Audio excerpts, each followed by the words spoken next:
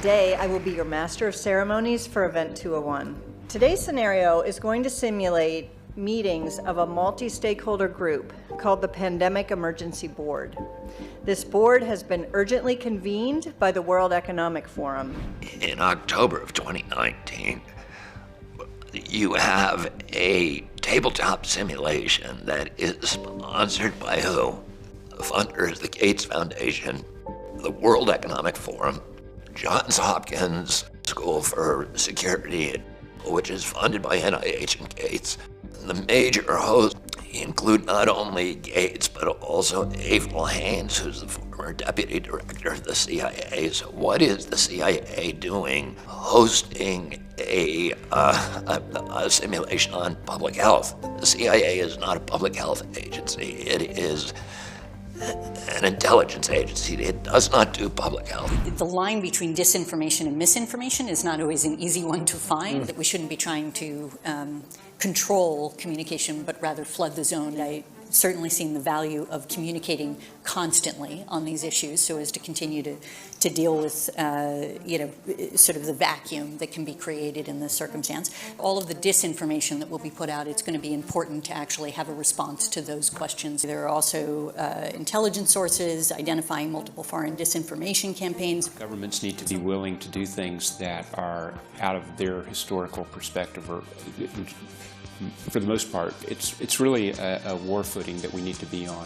It can happen quickly. A Marshall-type plan, don't mean to say that exactly, but a Marshall plan that can go into effect can stimulate a change very quickly. The distrust relates to the health system more generally. A step up from the part of the government on enforcement actions against fake news. I think a couple of things we have to consider are, even before this began, the anti-vaccine movement was very strong. And this is something specifically through social media that has spread. So as we move forward, obviously trust in pharmaceuticals and government is very important at this moment. The simulation is a simulation of a coronavirus that has escaped and ends up killing 60 million people around the planet.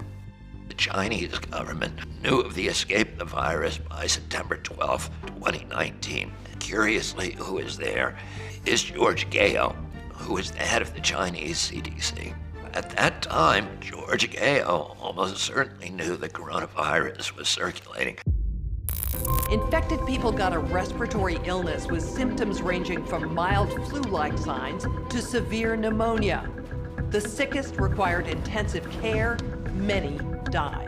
It's spreading rapidly throughout local communities. International travel has turned local epidemics into a pandemic spanning the globe. There are now more than 30,000 reported cases.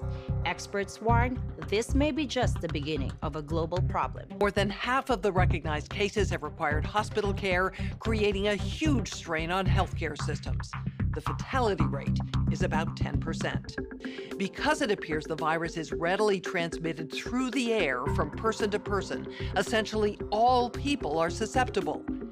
Experts agree unless it is quickly controlled, it could lead to a severe pandemic, an outbreak that circles the globe and affects people everywhere.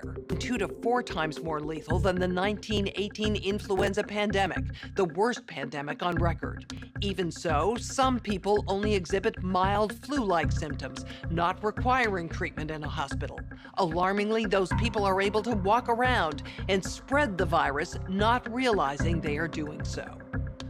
Even worse, international travelers have been arriving at their destinations symptom-free, but within a matter of hours, becoming ill. Travel-related cases have blossomed into outbreaks in a number of locations and have quickly grown faster than health authorities could respond and contain them.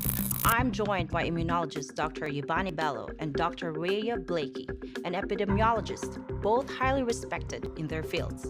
Researchers are working on a vaccine. Even if we discover a good vaccine candidate, we're starting from scratch, and it takes time to test safety and efficacy, typically years. We simply cannot rely on these old timelines and processes. With enough money and political will, anything is possible.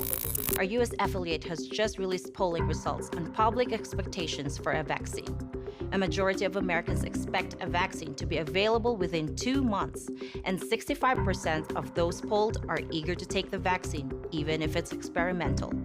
In related news, a significant demand for personal protective equipment like N95 masks and gloves are on the rise due to the pandemic. However, globally, hospitals are running low. Additionally, other critical medical supplies such as saline and antibiotics are dwindling. Countries and companies are reportedly stockpiling supplies, disrupting healthcare supply chains, causing dangerous shortages in many parts of the world. What you just witnessed were highlights from Event 201. This pandemic simulation exercise of the coronavirus took place about 6 weeks before the first illness from the coronavirus was actually reported in Wuhan, China. Now, this simulation also includes news reports, which were fabricated just for this exercise.